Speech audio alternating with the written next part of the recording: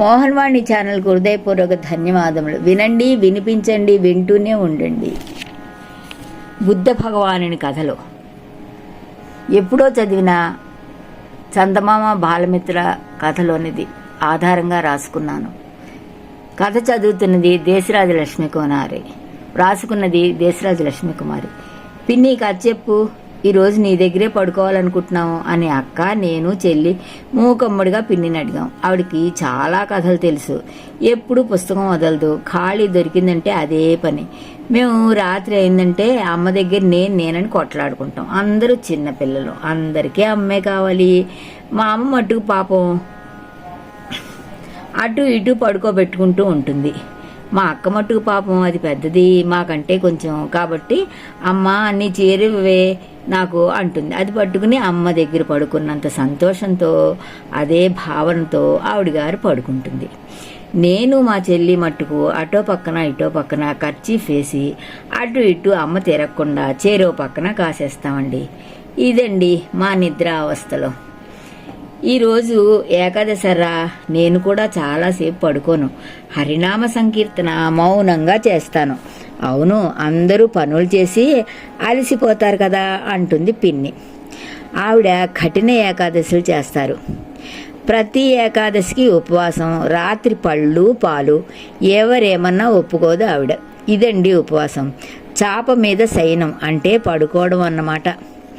పిల్లలందరం పిన్ని చుట్టూ జేరి, పిన్ని కథ చెప్పు అన్నాం. ఉండు పిన్ని, నేను మామిడికాయని తింటూ వింటాను అంటూ పెద్ద తమ్ముడు పరిగెత్తాడు. ఒరే, అలా తినకూడదురా ఉపవాసం ఉన్న వాళ్ళ దగ్గర అంది అక్క. పెద్ద చెప్పొచ్చావులే, నేను బియ్యం డబ్బాలో 3 రోజుల కిందట ఎవ్వరూ చూడకుండా దాచుకున్నా, తెల్లారిసటికి మాయమైపోతుంది అంటూ పరిగెత్తి మామిడి పండును తెచ్చుకున్నాడు తమ్ముడు. సరే రండర్రా, కథ విందురు గాని కొట్లాడుకోకండి అంటుంది పిన్ని. చందమామలోనో బాల్మిత్రలోనో ఎప్పుడో చదివానే ఈ కథ, వినండి, ఆ బుద్ధ భగవాను గురించి చెబుతాను అంది పిన్ని. చెప్పు, పడుకునేటప్పుడు ఆ భగవంతుని గురించి వినడం మంచిది అంది అక్క. అదిగో వీడు పిన్ని రాత్రి నిద్రలో అరుస్తాడు, ఈ కథ వింటే ప్రశాంతంగా నిద్రపోతాడు అంది అక్క. అప్పుడు టీవీలు అవి లేవు కదండి పల్లెలో. పిన్నిలు నానమ్మలు చెప్పే కథలే ఇప్పటికీ అప్పుడప్పుడు మధుర స్మృతులు వస్తూ ఉంటాయి. కథ మొదలైంది. పిన్ని చెప్పడం ప్రారంభించింది. మేము ఊకొట్టడం మొదలుపెట్టాం. బుద్ధ భగవాన్ కథ. కథలోకి రండి. సుధాముడు లేక కలిగిన సంతానం. సుధామునకు తల్లిదండ్రులు మిగిల్చిన ఆస్తి ఒక కొలను.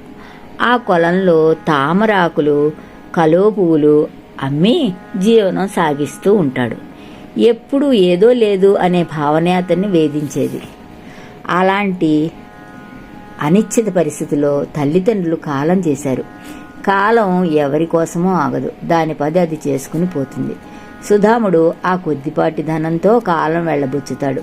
తోటివారు అందరూ ఏదో పనిలో నిమగ్నమై సంపాదన పరులు అవుతారు. చుట్టాలందరూ అతన్ని సంపాదన అతనికే సరిపోదు, భార్య పిల్లలకు ఎక్కడికి పెడతాడు అని పిల్లని కూడా ఇవ్వలేదు. ఎలా పోషిస్తాడు భార్య పిల్లల్ని అంటారు కొందరు. ఇలా రోజులు గడుస్తున్నాయి. సుధాముడు కలువ పువ్వులు అమ్మగా ఆ సీజన్లో ఒక్క కలువ పువ్వు ఆఖరిని విచ్చుకుంటుంది. ఆ పువ్వును చూసి సుధాముడు చాలా సంతోషిస్తూ ఉంటాడు. దాన్ని చూస్తూ ఆనందంతో తన్మయత్వం చెందుతూ ఉంటాడు. ఒకనాడు ఆ కలువను తీసుకుని వెళ్ళి పట్టణంలో ధనికులకి అమ్మాలని నిశ్చయించుకుంటాడు. ప్రయాణమవుతాడు సుధాముడు కలువతో. ఒక వర్తకుని వద్దకు వచ్చి ఆగుతాడు సుధాముడు. సుధాముని చేతిలో ఉన్న కలువను చూసి ఆ వర్తకుడు చాలా ఆనందించి, ఎంత కమ్ముతావు కలువను అని ప్రశ్నిస్తాడు వర్తకుడు. 1 వరాహకు అన్నాడు సుధాముడు. వర్తకుడు జేబులు తడుపుని వరాహ కోసం వెతుకుతూ ఉంటాడు. ఇంతలో ఆ దారిని పోతున్న రాజుగారు ఆ కలువను చూసి ఆకర్షితుడై సైనికునితో బేరానికి పంపుతాడు. 1 వరాహానికి అమ్మాను అంటాడు సుధాముడు. 10 వరాహాలు ఇస్తాము అని సైనికునితో కబురు పంపుతాడు రాజుగారు. 30 వరాహాలు ఇస్తాను అన్నాడు వర్తకుడు. చేజార్చుకోవడం ఇష్టం లేక రాజుగారు 100 వరాహాలు ఇస్తాను అంటాడు. అంతలోనే సుధాముడు మారిపోతాడు.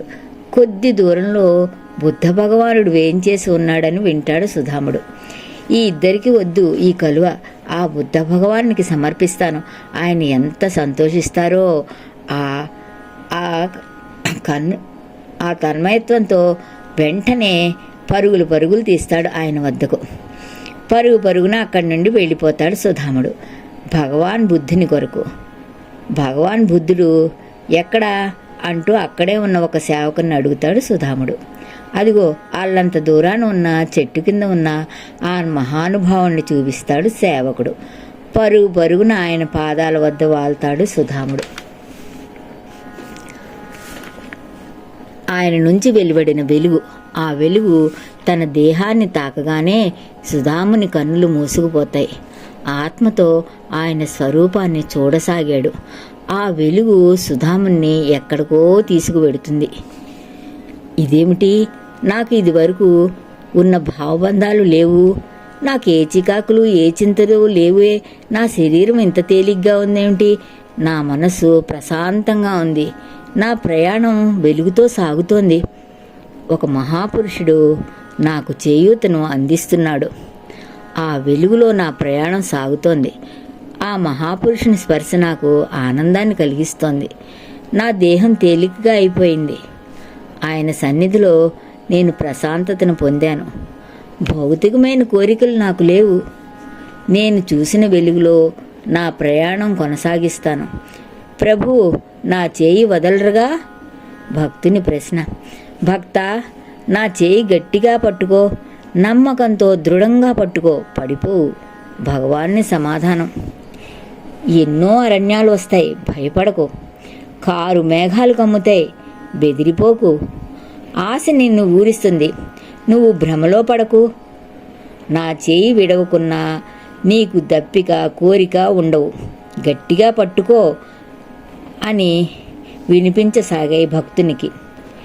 కళ్ళు వర్షిస్తున్నాయి, కానీ అవి కన్నీళ్లు కావు.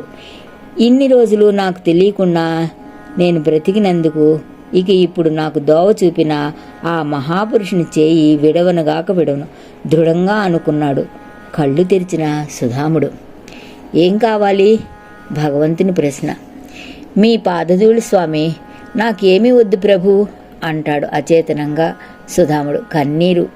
కళ్ళు తెరిచిన సుధాముడు బుద్ధ భగవాని సేవకుల్లో ఒకటైపోయాడు.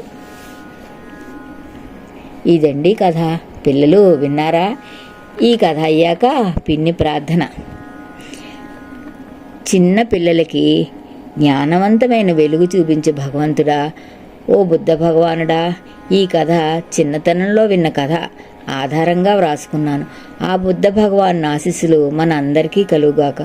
మనం కూడా కాసేపు ఆ భగవంతుని కళ్ళు మూసుకుని ప్రార్థిద్దామా అంది పిన్ని. అందరం కళ్ళు మూసుకుని ప్రార్థన చేశాం. కళ్ళు తెరిచేటప్పటికి ఎక్కడి వారు అక్కడికి పరుగు. నేను పిన్ని మిగిలాం ఆకన్నా. సరే, రేపు మరి ఒక కథ చెప్పుకుందాం అంటూ నిద్రలోకి జారుకున్నాం. బుద్ధం శరణం గచ్చామి, సంఘం శరణం గచ్చామి, ధర్మం శరణం గచ్చామి సన్నగా వినిపిస్తోంది. ఎక్కడి నుంచి? లేదు, మనం ఇప్పుడు విన్న కథలోంచే ఈ వాక్యాలు వినిపిస్తున్నాయి. వినండి, వినిపించండి, వింటూనే ఉండండి. బుద్ధ భగవాన్ కథ. కామెంట్ బాక్స్లో కలుసుకుందామా?